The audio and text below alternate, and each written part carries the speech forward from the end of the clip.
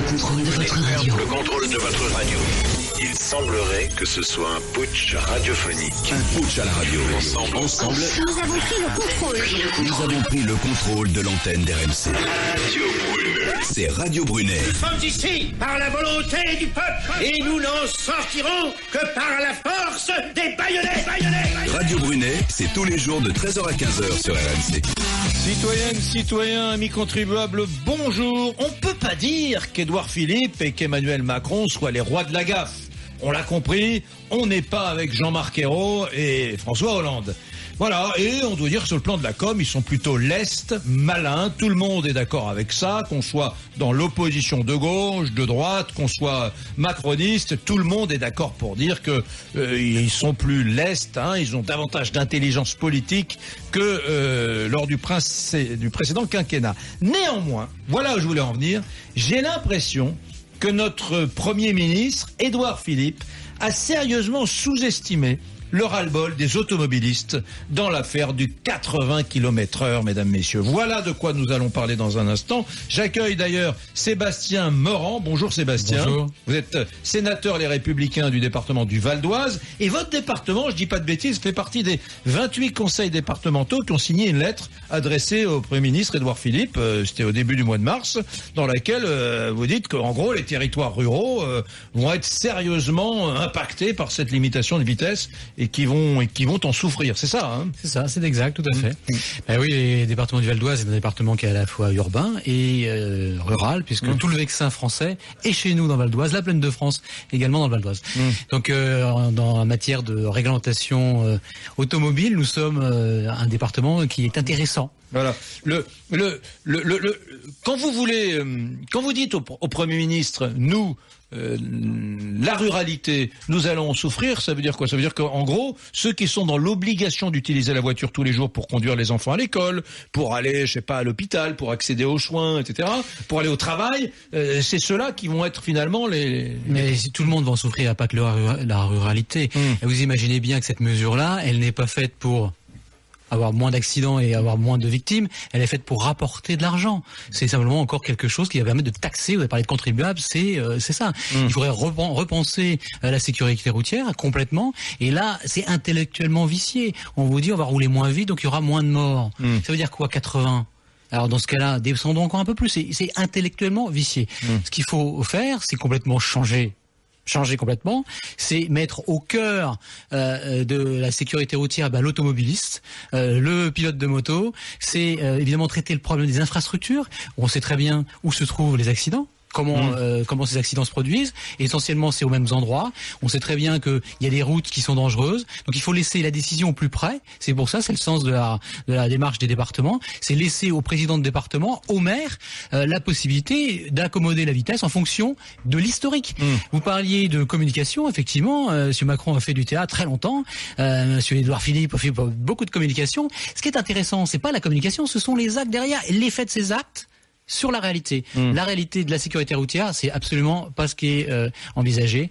Ça va avoir une incidence complètement négative. D'ailleurs, le gouvernement n'a pas livré les études concernant ces passages. Oui, ça c'est un vrai problème, oui. C'est-à-dire qu'on fait de la com. On les a réclamés. Bon, il y aurait eu des études, mais ce qu'on nous a donné, même les journalistes, ce qu'on nous a donné en termes d'études n'est pas extrêmement satisfaisant. Les journalistes, les élus au Sénat, au Parlement, donc à l'Assemblée nationale, on les a pas eu non plus. Et pourquoi 40 millions d'automobilistes disent que eux ont fait leurs propres études et que sur certaines portions, c'est même contre-productif. Parce que ce qui est déterminant, c'est pas la vitesse. Passer de 90 à 80, c'est l'attention. Et vous le savez très bien. Ce qui est important quand on conduit, et a fortiori quand on conduit un deux roues, il y en a de plus en plus.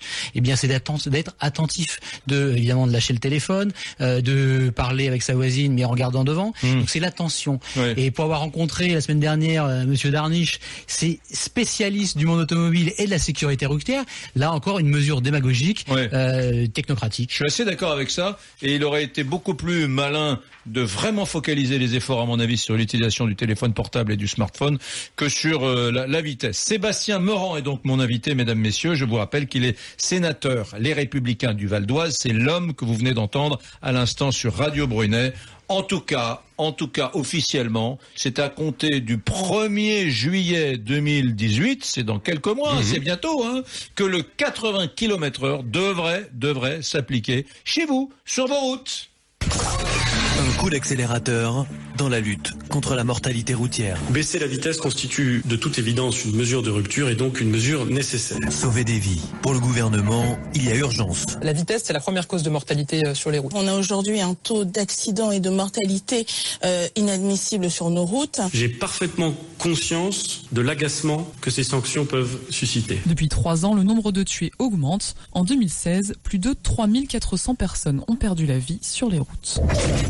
Alors cette affaire, mon Rémi, elle devient politique. Le 80 km/h, vous vous dites, qu'on soit de gauche, de droite, du centre, de nulle part ou d'ailleurs, on s'en fout. Sauf que cette fois, le Parti des Républicains, encore lui, on a beaucoup parlé des Républicains aujourd'hui, le Parti des Républicains a décidé d'entrer en guerre contre la réduction de vitesse à 80 km/h sur les routes secondaires, et ça s'est vu. Et la guerre, elle vient d'être déclarée ce matin. Exactement, nous vous en parlions dès ce matin sur RMC. Désormais, tout le monde est bien au courant puisqu'une conférence de presse vient d'être tenue il y a pas longtemps, là, il y a quelques minutes, par les Républicains, en tout cas par le porte-parole du gouvernement Gilles Platré lors d'un point presse, l'un des porte-parole du mouvement. Oui, tu as dit du gouvernement, du mouvement, les Républicains. Du mouvement, oui, pardon, excuse-moi. Ouais, du mouvement, pas encore gouvernement. Peut-être un jour. T'es viré.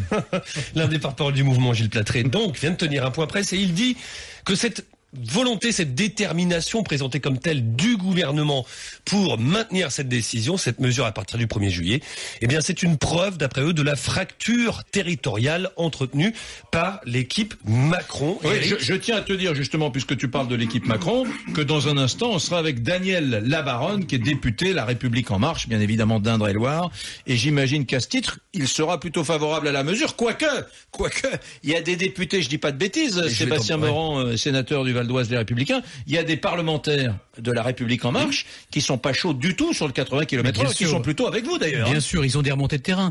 Lorsque vous êtes à Paris, vous avez le métro, vous avez les bus, que vous avez les RER, et lorsque vous êtes évidemment en province, là, ou dans les milieux ruraux, eh bien vous n'avez pas tout ça. Donc quand vous n'avez pas besoin de vos voitures, vous pouvez aller à pied, à vélo, vous n'êtes pas impacté par cette mesure. Mais quand vous avez besoin, et c'est ce que vous voyez au début de la séance, vous avez besoin de votre voiture parce que pour travailler, pour dans la vie de tous les jours, eh bien vous êtes réellement impacté. Rémi, on t'a interrompu. Moi je t'en prie. Alors très concrètement, comment va se passer cette campagne de mobilisation ? Eh bien toutes les fédérations du Parti des Républicains en région vont recevoir ou ont déjà reçu, selon les endroits, un kit qui comprend des autocollants, des tracts avec le symbole 80 km/h barré et la mention stop à l'acharnement contre les automobilistes. Le site du parti va également mettre en ligne une page dédiée spécialement à cette opération. Tu vois, tout est bien organisé. Le petit kit.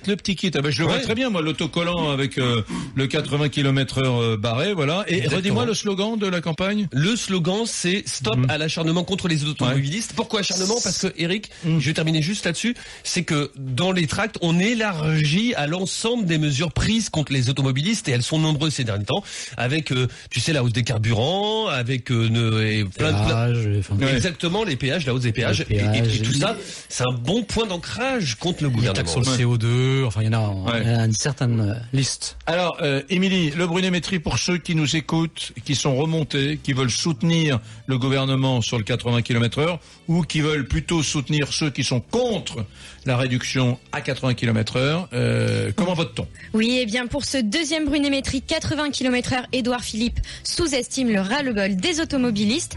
Eh bien on doit avoir pas mal d'automobilistes mécontents puisque déjà 80% sont d'accord avec toi, Eric. Et dis-moi, tu rentrais là ces derniers jours dans les Bouches-du-Rhône en week-end chez toi ? Oui, le week-end dernier. Ça renacle un peu autour du 80 km/h ? Un petit peu, mais je pense que les gens ont déjà baissé la vitesse à cause des radars mobiles. Ouais, bah oui, voilà, oui. En tout cas, il y a beaucoup de polémiques politiques. Le sujet, on vient de vous le dire, est devenu politique. D'abord, je voudrais vous faire écouter 2-3 réactions. D'abord, Manuel Valls, l'ancien Premier ministre socialiste, désormais député La République En Marche de l'Essonne. Et oui, mesdames, messieurs. Alors lui, il est favorable. Lui, il est favorable aux 80 km/h, Manuel Valls. J'approuve cette mesure. J'aurais même aimé la mettre en œuvre quand j'étais Premier ministre. Pourquoi vous n'avez pas fait ? Parce qu'il y avait des débats, parce qu'il fallait mener des expérimentations, parce que il fallait démontrer que c'était une mesure efficace. Voilà, favorable, mais il l'a pas fait. Christian Jacob, le patron des députés Les Républicains, il est député lui-même de l'Essonne. Non, il n'est pas en Essonne, il est en Seine-et-Marne. Seine-et-Marne. Christian Jacob, alors lui, il met sur la table un autre sujet qui est celui des ornières, des nids de poules et de l'entretien de notre réseau routier. Moi, quand je vois dans un département comme le mien, la route nationale 4 en Seine-et-Marne, qui n'est pas entretenue, où l'État n'assume pas ses responsabilités, je pense que là aussi, c'est une cause d'accident très forte. Et donc de passer en 2 fois 2 voies, d'élargir les passages dangereux, de mettre un terre-plein au milieu, c'est aussi une manière de lutter contre les accidents. C'est un peu facile d'expliquer qu'on va passer de 90 à 80 et qu'on va tout résoudre. Allez, on va écouter Stéphane. J'ai beaucoup d'appels au 32-16. Je vais pas prendre tout le monde, mais appelez-moi, je vais prendre Stéphane. Stéphane qui m'appelle du Vésinet dans les Yvelines. Bonjour Stéphane. Oui, bonjour. Favorable. Alors vous n'êtes pas un rural, le Vésinet. Vous êtes en région parisienne. On peut se passer de sa voiture quand on est au Vésinet, Stéphane. On peut parfaitement se passer de sa voiture. Par contre, je suis assez surpris de cet acharnement anti-automobiliste depuis que le nouveau pouvoir a été mis en place. Et j'avoue que effectivement, je vous rejoins. Je pense que le Premier ministre a sous-estimé la capacité de réaction des Français et leur grand mécontentement par rapport à ce 80 km/h qui s'ajoute à tout un tas d'autres mesures. Et je pose une question. Je suis étonné d'ailleurs que les Français ne réagissent pas, les automobilistes français ne réagissent pas comme on voit d'autres réactions dans d'autres secteurs. Je pense aux automobilistes, aux chauffeurs routiers qui n'ont pas hésité à bloquer la France lorsqu'ils n'étaient pas contents de certaines mesures, lorsque les motards en colère également, lorsque certaines mesures étaient prises contre eux, se sont mobilisés. Pourquoi les automobilistes eux-mêmes ne réagissent pas de la même manière?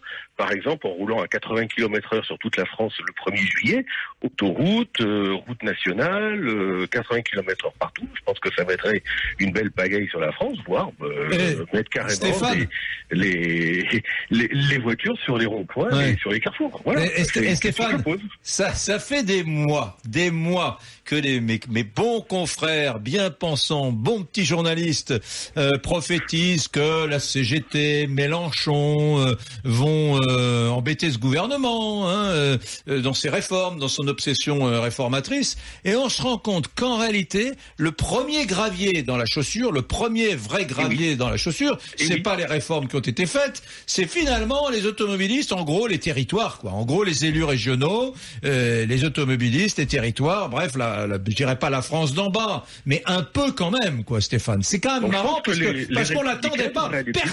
Personne n'avait vu venir, Stéphane. Personne ne l'avait vu venir. Personne ne l'avait vu. Et là, est-ce que des automobilistes mécontents, qui en ont ras-le-bol, parce que je pense qu'on atteint un niveau de ras-le-bol qui a été rarement aussi élevé, ne réagiraient pas comme on a vu partout d'autres réactions. C'est triste à dire. Mais vous descendez dans la rue s'il y a une grosse manif d'automobilistes dans 3 semaines Je ne l'exclus pas. Tout à fait. Tout à fait. Mais hélas, la seule façon d'être entendu et que le pouvoir en place recule, c'est malheureusement en utilisant des procédés qu'on appelle, quand il s'agit de syndicats, de prise d'otages.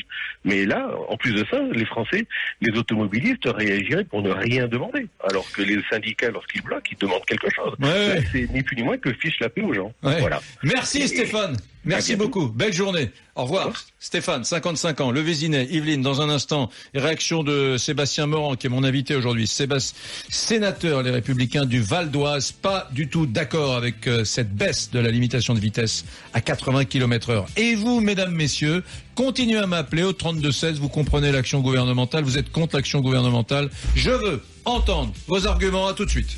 RMC, #Radio Brunet. Suivez-nous aussi sur les réseaux sociaux. RMC, Radio Brunet, Éric Brunet. 80 km/h, Édouard Philippe sous-estime le ras-le-bol des automobilistes. Vous êtes d'accord avec cela, mesdames, messieurs, ou pas d'accord, Émilie? Oui, eh bien, près de 80% sont d'accord avec ça. Continuez à voter sur rmc.fr, sur le compte Twitter d'Éric, ou envoyez oui ou non par SMS au 610 71. Rémi Barré, est-ce qu'on peut dire que Macron et Édouard Philippe font de l'automobiliste bashing? Je ne sais pas si c'est leur volonté, mais en tout cas, il y a certains signes. On a parlé de l'abaissement de la vitesse autorisée, là, à partir du 1er juillet. On passe de 90 à 80 sur les routes secondaires. La hausse des taxes sur le carburant. Tu sais, on veut rééquilibrer essence, gazole. Bah ouais, mais du coup, le gazole augmente. L'augmentation du prix des contrôles techniques à partir du mois de mai. Ça va augmenter en moyenne de, je sais plus combien, je crois que c'est 10%, mais en tout cas, il y a beaucoup plus de points de contrôle. Donc on dit, ouais, c'est bien pour la sécurité, mais sauf qu'il y a plein de voitures qui passeront plus. La multiplication des radars mobiles avec des sociétés privées. Là, ça flash. Et puis, tu sais, depuis le 1er janvier, les villes sont libres de fixer eux-mêmes le montant des amendes pour le stationnement. Oui. Et, à Paris, c'est 50 €. Ouais. À Lyon, c'est 60 €. Et en plus, c'est sous-traité à des sociétés privées. Toi-même, je crois que tu as eu j'ai eu deux PV hier, alors que j'avais payé mon truc. Il y a une application maintenant à Paris. Tu paies directement avec ton smartphone. J'avais bien payé, ça a été débité, mais ça ne m'a pas empêché d'avoir 2 PV de 35 € chacun, ce qui m'a fait une petite journée, 70 €. Victime d'un acharnement. Je le vis assez mal. Je t'avoue que je le vis assez, parce que si j'avais pas payé mes petites amendes, je m'en voudrais, bien sûr, mais là, quand même, j'ai essayé de faire le truc bien dans les clous, proprement, et là, allez, beaucoup d'appels au 32-16. Je vais prendre Michael qui m'appelle de l'Isère. Mon cher Michael, bonjour. Oui, bonjour Eric. Édouard Philippe a-t-il sous-estimé le ras-le-bol des automobilistes? Ouais, je pense, oui, complètement. Donc cette mesure est vraiment inadaptée. Pourquoi? Pourquoi? Parce que limité à 80 km/h, comment ça va se passer sur les départementales et les nationales quand vous avez des camions qui roulent déjà, eux, à 80 km/h? Donc, il y a des gens qui vont plus oser doubler. On va avoir des files de 10, 15, 20, 25 véhicules les uns derrière les autres. À savoir qu'à un moment donné... je vous entends mal, Michael. Mettez-vous près du téléphone, je vous entends moyen. Un camion, ça roule jamais à 80 km/h tout le temps sur une nationale. Et ça monte, il y a des virages. Donc, ça perd de la vitesse. Et au bout d'un moment, le 25e véhicule, il se retrouve, lui, à 40, 30 km/h. Ça freine dans tous les sens. Et puis les gens qui vont vouloir doubler, ils vont finir par être énervés. Ils vont doubler n'importe comment. Ceux qui n'oseront pas dépasser les 80 km/h, ils vont mettre 500, 600 mètres à doubler. Et on va avoir des risques de collision frontale qui vont être en majoration. C'est permanent. C'est vrai, Michael, une seconde. Sébastien Meurant, mon invité, sénateur Les Républicains du Val d'Oise, contre cette mesure. Je rappelle que vous faites partie des 28 départements qui ont adressé une lettre à Édouard Philippe pour leur dire on n'est pas content. Bon. Dites, en réalité, les technocrates nous ont servi un petit discours. Je le sais parce que j'ai eu cet échange avec Laurent Neumann un matin sur RMC Découverte. Ils nous ont servi un petit discours en nous disant oui, alors on va faire une petite règle, voilà. Si on baisse de 10 km/h, eh bien sur un parcours moyen de 20 km, ça va nous faire 3 minutes 22 ou 53 secondes, je me souviens. Mais la réalité, il a bien raison, Michael. Absolument, bien sûr. C'est plus complexe que ça. C'est qu'il va y avoir des accordéons épouvantables, on pourra plus dépasser les poids lourds, par conséquent, ça va être un souk planétaire sur les routes. Et surtout, ça risque d'être plus dangereux. Et c'est ce que montre l'étude de 40 millions d'automobilistes, c'est que sur certains parcours, c'est plus dangereux. Donc ça dépend effectivement, et bien sûr, de la réalité de la route. Et la route, elle se décrète pas comme ça, c'est pas vu de Paris que l'on gère les territoires ou qu'on devrait gérer les territoires. Et ça tombe à une période où, dans certains pays, c'est pas loin, c'est l'Allemagne, des zones sont libres. Donc, de vitesse, c'est pas la vitesse, il y a moins de morts en Allemagne par rapport à la population, bien sûr. Par contre, il y a d'autres secteurs en Allemagne où c'est réglementé. Il y a également des pays en Europe, le Danemark pour pas le citer, qui relève de 80 à 90 ses voies. En ce moment. Le Danemark est en train de remonter sa vitesse maximale autorisée sur le réseau secondaire. Absolument. De 80 à 90. Absolument. C'est en ce moment.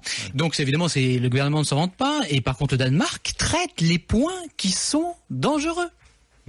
Puisqu'on sait où se produisent les accidents, on sait comment se produisent les accidents, on sait qu'en France, les 2 roues, en ce moment, il y a beaucoup plus en plus de 2 roues qui sont accidentés. On sait que les piétons sur l'autoroute, grosso modo, c'est la plupart des morts, parce qu'il y a quand même des gens qui descendent lorsqu'il y a un accident ou pas, ou certaines personnes. J'ai vu quelqu'un, faire un jogging sur l'autoroute il y a pas si longtemps, et ça existe aussi.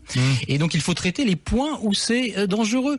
Là, c'est une mesure, et c'est assez cynique. Au moment où on privatise les autoroutes, où on va privatiser la sécurité routière. Est-ce que la sécurité relève de l'intérêt national et de l'État ou du privé? Non, en fait, ça relève simplement, c'est du profit. C'est du profit, et l'État, en voulant baisser la vitesse, uniquement va se remplir les caisses. Daniel Labaronne est avec nous. Bonjour Daniel. Bonjour. Vous êtes député La République En Marche du département d'Indre-et-Loire. Merci d'être avec nous. Alors, vous êtes favorable à la baisse à 80 km/h. Vous êtes élu local, c'est pour ça que vous êtes élu des territoires, pardon. C'est la raison pour laquelle je vous ai demandé d'être avec nous. D'abord, on peut débattre 100 fois du sujet, hein, mais d'abord, est-ce que vous n'avez pas le sentiment que Édouard Philippe a sous-estimé justement le ras-le-bol des automobilistes? Qu'il ait raison ou pas, on va en débattre dans un instant. Mais là, j'ai l'impression que c'est le premier petit gravier dans la chaussure d'Édouard Philippe et d'Emmanuel Macron, hein, cette affaire du 80 km/h. On attendait la CGT, et en fait, ils vont avoir les automobilistes en colère. Daniel Labaronne. Oui, enfin, je sais pas s'il faut dire ce genre de choses, parce que moi, je le vois dans ma circonscription, je ressens pas ce ras-le-bol là dont vous parlez depuis le début. Moi, un simple constat. Moi, dans le département d'Indre-et-Loire, en 2017, il y a eu 32 morts, et dans ma circonscription, 14 morts. Je suis à l'est de Tours, Chenonceau, Amboise, Vouvray, Montlouis. Voilà ma circonscription, 14 morts. Et la plupart du temps, sur des routes bien sûr secondaires, qui étaient à 90 km/h, et les gendarmes que j'ai rencontrés m'ont dit, voilà, si la vitesse avait été moins forte, on aurait sans doute pu éviter un certain nombre d'accidents. Moi, je suis rentré là à Amboise, parce que c'est le cœur de ma circonscription, par l'autoroute, c'était à 130. Quand je suis sorti, il y avait 90. Quand je suis arrivé en forêt d'Amboise, 70. Quand je suis arrivé au panneau Amboise, 50. Et en centre-ville d'Amboise, près du château et du Clos Lucé, 30. Donc nous sommes habitués en définitive à ces limitations de vitesse en fonction de l'accident de vie qui s'est manifesté, en fonction du contexte dans lequel on se situe. Par conséquent, je ne crains absolument pas ce ras-le-bol des automobilistes. Et là, je crois que on monte une affaire en épingle. On essaye aussi peut-être d'opposer les ruraux aux urbains qui ne seraient pas concernés. Mais il ne s'agit pas de ça. Il s'agit de sauver des vies. Il s'agit de faire en sorte que, il n'y ait plus 2000 morts sur les routes secondaires, du fait, la plupart du temps, de la vitesse, aussi sans doute de l'alcool. Donc voilà, on n'essaye pas d'être impopulaire pour le plaisir d'être impopulaire. On fait ça parce qu'on croit véritablement que ça peut sauver des vies. Ouais. Bon, si on n'en sauve qu'une vie, moi je serais ravi d'avoir soutenu cette mesure. Michael de l'Isère, vous voulez rebondir? Oui, je vais rebondir parce que dire, effectivement, quand il y a des collisions, si on allait moins vite, il y aurait moins de morts. Et, évidemment, mais parmi tous ces accidents là dont le monsieur a cité, réellement, est-ce que ce sont des gens qui ont fait un dépassement de vitesse pour doubler un camion à 90 ou 92 km/h, ou est-ce que c'est un fanfaron, un fou furieux qui arrive à 120 ou 130 dans un virage qui était limité à 70? Faut un petit peu pondérer. On dit toujours, généralement, quand il y a des accidents comme ça sur des départementales, des nationales, il y a des comportements qui sont complètement dangereux et qui n'ont rien à voir avec cette limitation à 80 km/h. Et déjà sur les autoroutes, j'ai regardé un sondage récent, 46% des conducteurs roulent entre 140 et 150. Sur les réseaux secondaires, 51% roulent entre 100 et 110. 51% à vous rouler entre 100 et 110 sur des portions limitées à 90. Donc voilà. Et 69% ne respectent pas les zones 30 km/h dans les villes. 69% ne respectent pas. Donc j'ai l'impression. Pour moi, est-ce qu'il faut sécurité sur la route, c'est la fluidité. Ou est-ce qu'il faut pas essayer d'envisager, parce que là on parle des 80 km/h, mais les mesures prises par le gouvernement pour réduire la mortalité sur la route ne se résument pas à une seule mesure. Il y a aussi des dispositifs qui visent par exemple à donner un bonus en cas de bonne conduite. Enfin, on n'est pas dans le répressif. Monsieur le député, c'est quand même dingue, parce que je me demande si nous ne sommes pas tous, y compris le Premier ministre et moi-même, victimes des politiques de sécurité routière qui finalement désignent comme seul ou comme principal responsable la vitesse. Le type qui est bourré et qui roule à 150 km/h, s'il est en excès de vitesse, c'est pour moi avant tout en premier lieu imputable à l'alcool. Voilà. Et s'il a un accident, c'est un accident de l'alcool et pas un accident de la vitesse. Donc dans les statistiques, moi je suis convaincu, je suis pas un spécialiste, mais en tout cas que l'utilisation du smartphone, typiquement, c'est quelque chose de plus dangereux que de 90 km/h au lieu de 80. Voilà, le type qui a son smartphone et qui envoie des textos en conduisant. Et ça, c'est généralisé, mais c'est pas possible à quel point ce truc est devenu un drame. Voilà, ça, c'est typiquement un combat qu'il faut mener. Et je suis étonné d'entendre et de découvrir dans cette émission, c'est à l'instant votre collègue parlementaire, sénateur Sébastien Meurant qui le disait à l'antenne, découvrir que les Danois ont augmenté la vitesse de 80 à 90 km/h. Ils sont pas idiots, les Danois. C'est pas un peuple d'abrutis. C'est une démocratie éminemment sophistiquée, le Danemark. Daniel Labaronne. Non, mais les Danois, ils avaient fait une étude sur une portion de 103 km pour savoir si de baisser de 90 à 80, c'était concluant. Bah, au moins, ils ont fait une étude, eux. Au moins, ils ont fait une bonne étude. Bah oui. Oui, mais justement, nous nous engageons dans la voie expérimentale puisque le gouvernement a bien indiqué que c'était à titre expérimental pendant 2 ans qu'on allait mettre en place ce dispositif pour voir si véritablement on arrivait à cet objectif de baisser la mortalité sur la route. Et le Premier ministre a été très clair.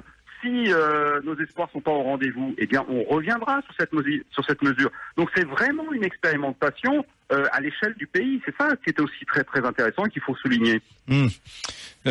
Pas tout à fait d'accord. Je vous vois assez dubitatif. À côté de moi, Sébastien Meurant, sénateur Les Républicains du Val d'Oise, contre la baisse à 80 km/h. Les Français sont le peuple les plus imposé du monde. Et avec les mesures prises par le gouvernement d'Emmanuel Macron, demain, ils seront encore plus imposés. Ça vient à l'encontre d'un discours. Et au moment où on privatise les autoroutes, où on privatise avec les voitures embarquées, il y a un certain cynisme et c'est quand même gonflé d'oser nous faire croire que c'est pour sauver des vies.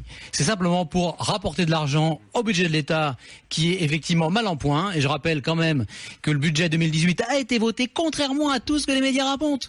Avec 82 milliards d'euros de déficit en 2018 prévu, plus qu'en 2017 et plus qu'en 2016.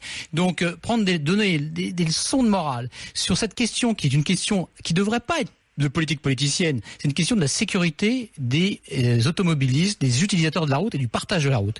Eh bien, encore une fois, c'est vicié intellectuellement, ça ne tient pas la route parce que 70 et pourquoi pas descendre encore en dessous.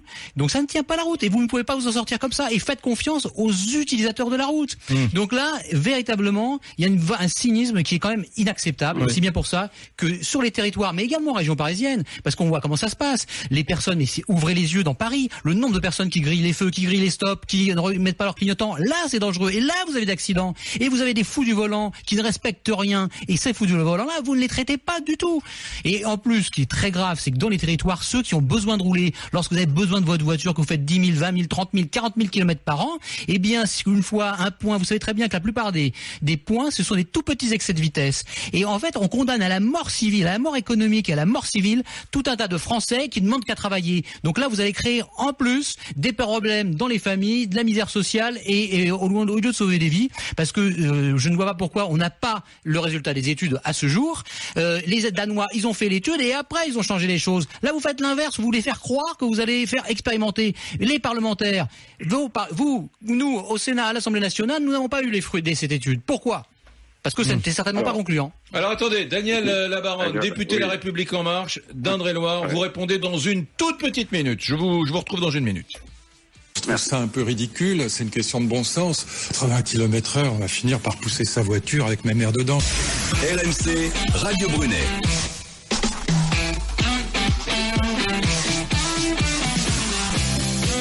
Les messages, vous les écrivez, nous les lisons. Émilie, Rémi. Oui, Evelyne qui nous écrit « Je suis foncièrement contre le 80 km/h.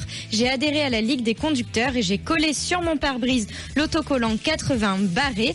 J'habite dans le Var et on a besoin de rouler normalement sur les routes et non de se traîner derrière les poids lourds qui ne respecteront pas. » Ce message de Dams sur l'application RMC dans Direct Studio, c'est une ineptie ces 80 km/h. À part remplir les prisons et causer plus d'accidents, cela ne sert qu'à faire du fric. Les gens ne pourront pas acheter de voitures plus récentes. En plus, avec le nouveau contrôle technique, ça va faire très très mal. Et puis ce message de Christophe, prêt à se mobiliser. Bloquons les autoroutes et les routes le 1er juillet.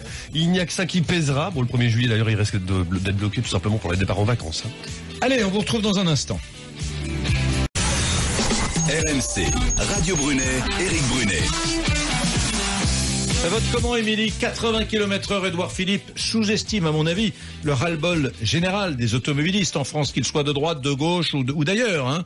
Je pense qu'il a sous-estimé cette colère qui est en train de monter dans les territoires. Ça vote comment? Oui, Eric, eh bien, on a une très forte mobilisation. 88% pensent qu'Édouard Philippe a sous-estimé le ras-le-bol des automobilistes. Alors, Daniel Labaronne, j'entends, et peut-être que d'ailleurs Édouard Philippe est parfaitement sincère quand il dit non, mais je fais pas ça pour récolter de l'argent, etc. Bon, très bien.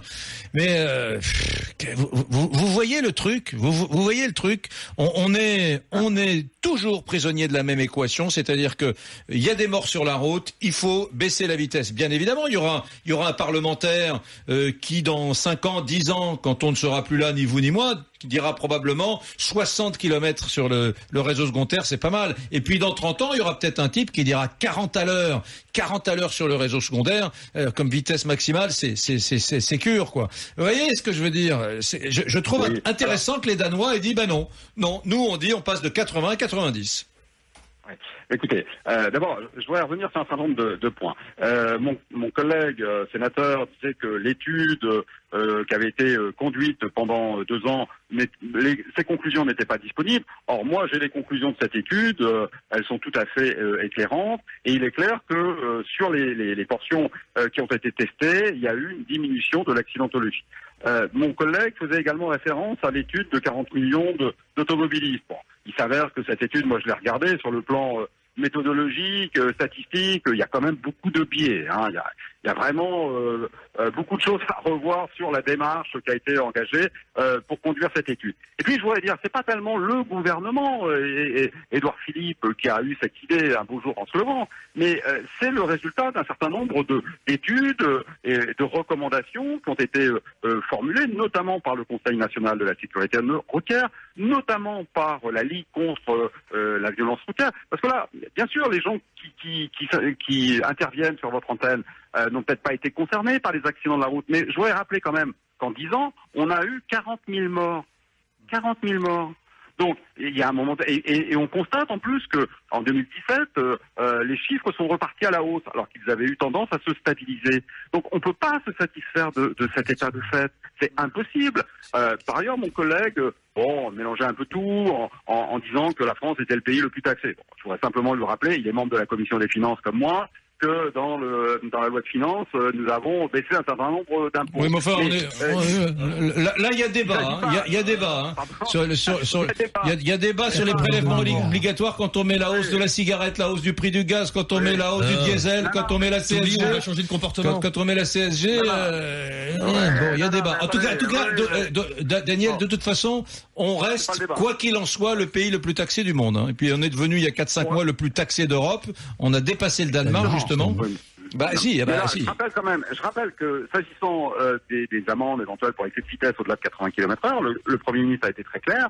Le résultat de ces amendes, il ira abonder un fonds venant à soutenir les blessés des accidents de la route. C'est pas du tout quelque chose qui va rentrer dans les caisses de l'État. Enfin, en tous les cas, c'est une promesse du Premier ministre. Ouais. Donc, voilà, il ne faut pas non plus noircir à dessein cette démarche qui est impopulaire, que nous assumons. Oui, mais Daniel, j'entends vos arguments et ne pensez pas que je veuille être aujourd'hui dans la caricature. J'entends, et quand vous parlez des morts sur la route, c'est quelque chose qui résonne en moi. On est tous d'accord. Néanmoins, je trouve qu'il aurait été peut-être courageux de dire trouvons des solutions qui n'emmerdent pas les Français. Voilà, parce qu'on sait très bien que c'est aussi un discours un peu poujado simpliste que celui qui consiste à dire il y a des morts sur la route, et on va baisser la vitesse, comme ça il y en aura moins. C'est trop simple. Vous savez très bien que le téléphone, le smartphone joue un rôle terrible, funeste. Vous savez très bien que l'alcool, la drogue, etc. Alors oui, c'est facile de dire les gens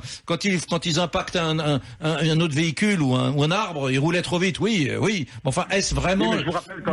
Je vous rappelle que dans le plan gouvernemental pour faire baisser la mortalité sur les routes, il n'y a pas que cette mesure des 80 km/h. Il y a justement, à propos du téléphone portable, le retrait du permis de conduire immédiat si un automobiliste est pris en train de téléphoner au volant. Donc on va tout à fait dans votre sens. C'est-à-dire qu'on se rend bien compte que le comportement de l'automobiliste a évolué. Il n'y a pas que la vitesse qui est en cause. Il y a sans doute aussi l'état de la route, il y a les drogues, il y a la fatigue, il y a tous ces éléments-là. Et je voudrais rappeler quand même que les accidents de la route, ça nous coûte 50 milliards à la collectivité par an. 50 milliards. Avec les accidents du travail, avec la sécurité sociale, avec tous les blessés, avec... Bon, Donc, moi, je veux bien que notre économie se porte mieux depuis quelque temps, mais en même temps, ça nous coûte 50 milliards, cette affaire-là. Donc, il y a aussi la nécessité de prendre en compte tout cet environnement-là, et surtout, le point essentiel, c'est avant tout de tenter de faire en sorte qu'il y ait moins de morts sur nos routes. Bon, les études, moi j'ai relu un papier très intéressant de Sciences et Avenir qui essayait de faire le point sur toutes les études statistiques concernant le lien entre la baisse de la vitesse et la baisse de la mortalité. Bon, Sciences et Avenir nous dit il y a un lien évident. Bon, là, on nous annonce que si on baisse de 90 à 80, sachant que sur les routes secondaires, de toute manière, la moyenne, elle est autour de 82 km/h à l'heure actuelle. Hein. Les gens sont autorisés à rouler à 90, mais la moyenne, c'est 80. Bon, donc si on passe de 82, la moyenne, à 80, on va gagner entre 350 et 400 morts par an. Ça, c'est très théorique, mais bon. Moi, ça me va bien. Sébastien Meurant, oui, non, mais si c'est comme ça, oui. Oui, mais attendez, mais justement, c'est là qu'on attend que le législateur rentre dans ce débat, qui est beaucoup plus subtil qu'il n'y paraît. Bien évidemment, si on baisse aussi la vitesse autorisée à 60, il y aura 500 morts de moins. Mais il est où le rôle du législateur? C'est de faire en sorte qu'on maintienne une qualité des déplacements dans les territoires, voilà, qu'on emmerde le moins possible les gens, que cette liberté fondamentale du déplacement, l'utilisation de la voiture soit maintenue, voilà, et que peut-être on agisse sur d'autres leviers qu'emmerder les gens au quotidien, c'est-à-dire restaurer les routes qui sont abîmées, entretenir les routes qui sont abîmées, agir sur le téléphone portable, agir sur l'alcool, vraiment, agir sur l'utilisation des drogues au volant, etc., qui sont à mon avis des fléaux peut-être plus dangereux même que la vitesse elle-même. Donc, Sébastien Meurant, attendez, Sébastien Meurant. Là, moi, je voudrais dire, il faut respecter, les mesures pour qu'elles soient respectables, il faut qu'elles soient respectées, il faut qu'elles soient respectables. Déjà, commencer par rappeler ce qui est essentiel. On s'arrête à un stop, on s'arrête à un feu rouge, on met un clignotant, on regarde derrière. Moi, je suis un automobiliste, mais je suis également un motard. Donc, toutes ces questions où la dangerosité est évidente, eh bien, il suffit d'ouvrir les yeux pour se rendre compte que malheureusement, année après année, là je vous mets pas en cause personnellement, le respect des règles élémentaires de bon sens, eh bien le respect des règles s'atténue. Et là il faut effectivement être ferme là-dessus. Après il faut pas tomber dans tout ce qui est, il faut qu'il y ait toujours un homme qui décide. Il faut faire confiance aux forces de l'ordre pour, eh bien effectivement il y a des dangers publics. Ces dangers publics, on a le sentiment que eux ils vont continuer à conduire et que la vitesse c'est le bouc émissaire facile, mais c'est malheureusement c'est pas exact que de dire qu'en baissant la vitesse, on va baisser le nombre de morts. C'est pas exact. Et là où il y a le plus de morts, c'est, vous savez où il y a le plus de morts, c'est dans les foyers, c'est les accidents domestiques. Il y a bien plus de morts que cela. Donc sur les routes, et ce qu'il faut faire, c'est reprendre tout.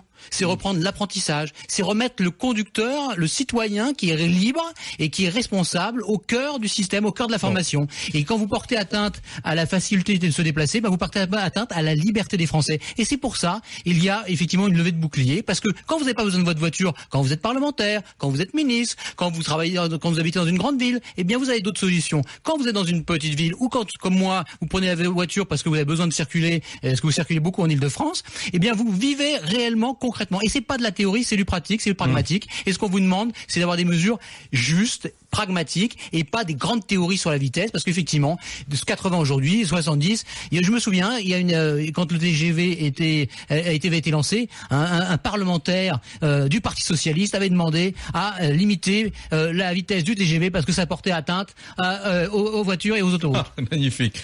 Merci Sébastien Meurant, sénateur Les Républicains du Val d'Oise. Merci à Daniel Labaronne, député La République En Marche d'Indre-et-Loire, qui était au téléphone avec nous. Messieurs, on a mesuré le désaccord qu'il y avait entre vous. Eh bien, affaire à suivre, parce que apparemment l'affaire du 80 km/h, le 80 gate, ne s'arrête pas là. Merci en tout cas, quoi qu'il en soit. Je me tourne vers Émilie qui refait ses petits calculs, les votes que vous avez envoyés sur mon compte Twitter @Éric Brunet, sur rmc.fr, sur Facebook.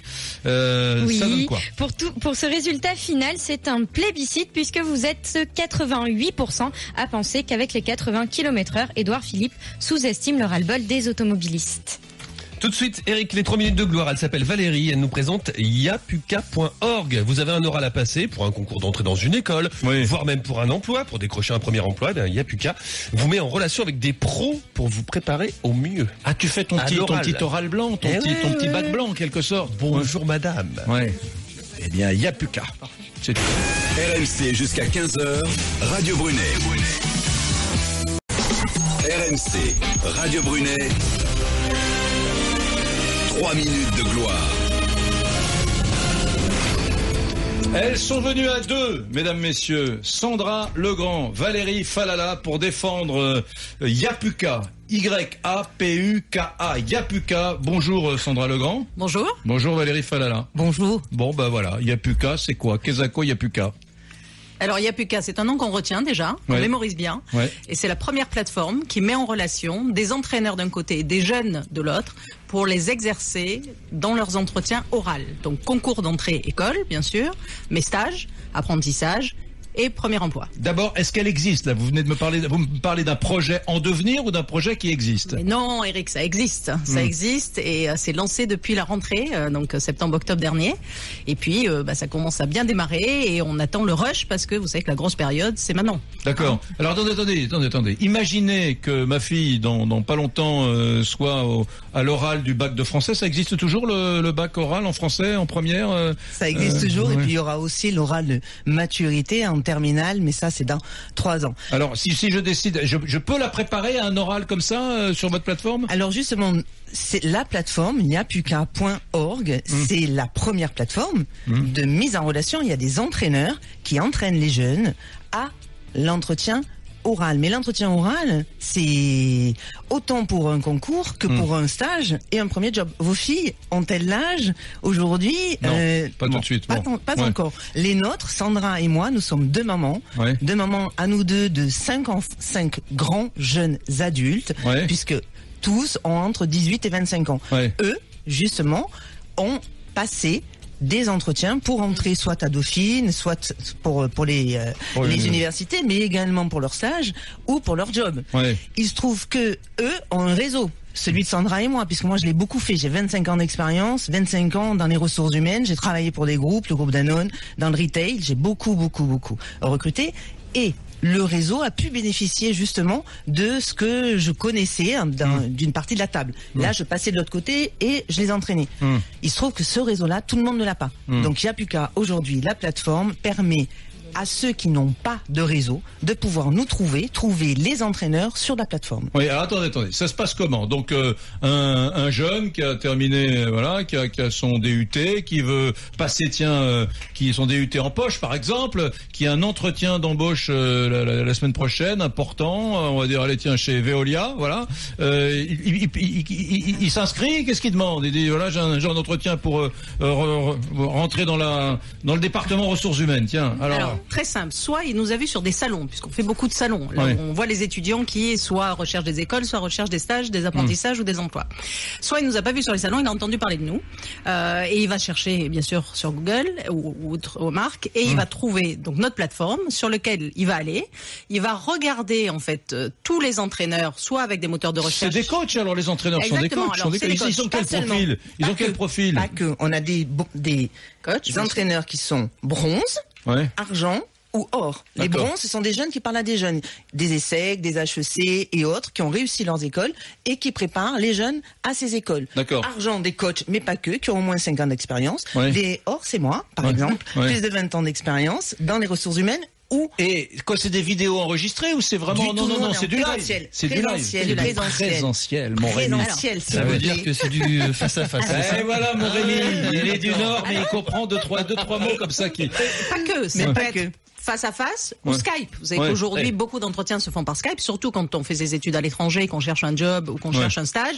Souvent, c'est Skype pour recruter. Donc, si j'ai une grosse angoisse, à la limite, je peux m'offrir un petit truc sur 1 mois, 2 mois ou tous les jours un rendez-vous, etc. Alors d'abord, c'est pas petit, mais c'est express. On a voulu être resserré. Donc, dans l'idéal, il nous faut 3 semaines puisqu'il y a 3 séances. Donc, une chaque semaine.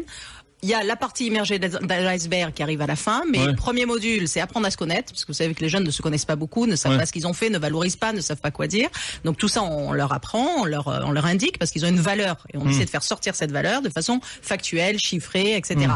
Ensuite, le deuxième module, on leur apprend à pitcher, à leur bande-annonce, à exprimer ce qu'ils ont fait, à valoriser. Et troisième module, là, on fait de la simulation d'entretien avec feedback, etc. Et ils sont prêts.